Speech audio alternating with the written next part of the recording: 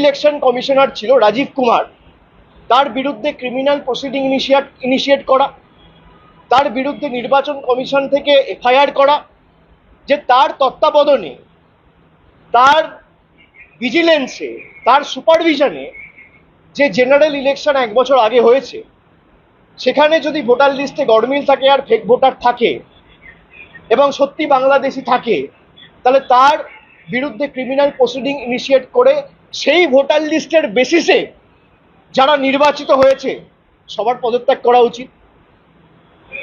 এবং তারা যদি পদত্যাগ করে তাহলে প্রধানমন্ত্রীর পদত্যাগ করা উচিত।